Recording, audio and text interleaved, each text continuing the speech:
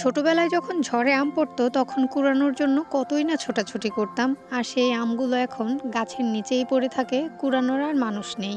আসলে দুনিয়া সবকিছুই আপডেট হয়ে যাচ্ছে, এখন আর সেই বাচ্চাদের মধ্যে উৎফুল্ল বা ছোটাছুটির যে একটা স্বভাব থাকে সেই জিনিসটা আর পাই না। হ্যালো ভিউয়ার্স, আসসালামু আলাইকুম। প্রথমেই দেখিয়ে দিলাম গাছের আম, আর এই যে দেখুন আমাদের পাগলা।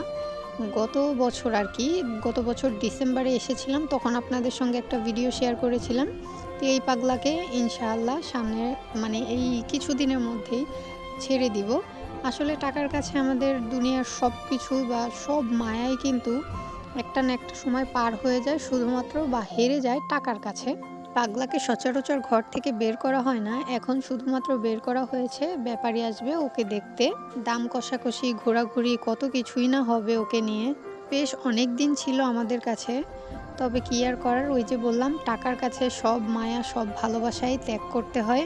আসলে কেউ যদি একটা কিছু শখ করে লালন পালন করে বড় করে, তখন কিন্তু দেখবেন ওইটার প্রতি আলাদাই রকমই একটা মায়া কাজ করে।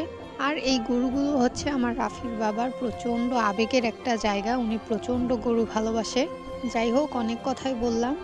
এমনিতে তো রান্নাবান্না শেয়ার করি, আর বাড়িতে এসেছি মাটির চুলায় রান্না, সেটা শেয়ার করব না? এটা কি হয় কখনো বলেন? এখন যেহেতু রোজার মাস চলছে, সকাল সকাল রান্না বাড়া থাকে না, বিকেল বেলায় রান্না করা হয় এবং অনেক ভোর রাত্রে রান্না করা হয় শুধুমাত্র সেহরির জন্য। যদিও এই বিকেলবেলা যেটা রান্না করা হয় তার প্রায় বেশি অর্ধেকেই থেকে যায়, পরবর্তীতে সেহরির জন্য ভর্তা ভাত বা কিছু একটা রান্না করলেই হয়ে যায়। গ্রামের পুকুরের গুড়া চিংড়ি আর দেশি লাউ, আহ কি যে মজা! আসলে গ্রামের তরতাজা সব কিছু খেতেই অনেক মজা লাগে। আজকে প্রায় দুদিন হলো ভাবি রান্না করছে আর আমি শুধু দেখেই যাচ্ছি। যদিও আমরা দুজনেই এসেছিলাম বেড়াতে, কিন্তু উনিই রান্না বান্না করছিল, উনিই কাজ করছিল বেশি। আসলে ছোট বলে কথা তো, একটু আহ্লাদে আহ্লাদেই আছি। ভাবি আমার বড়, মানে উনি মেঝো আমি সেঝো। ইনশাআল্লাহ বড়জনও আসবে এবার ঈদে। বিয়ের পরে গ্রামের বাড়িতে এই প্রথম সবাই একসঙ্গে মিলে ঈদ করব।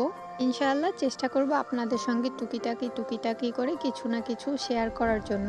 আসলে এই আনন্দ মুহূর্তগুলো ক্যামেরাবন্দি না করে উপভোগ করতেই আমার কাছে সবচাইতে বেশি ভালো লাগে। সবসময় তো আর মোবাইল নিয়ে বসে থাকা যায় না, তাই না?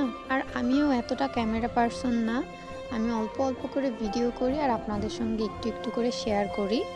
এই যে দেখেন, রান্না করতে করতে আর আপনাদের সঙ্গে কথা বলতে বলতে এদিকে সন্ধ্যাও হয়ে গেল।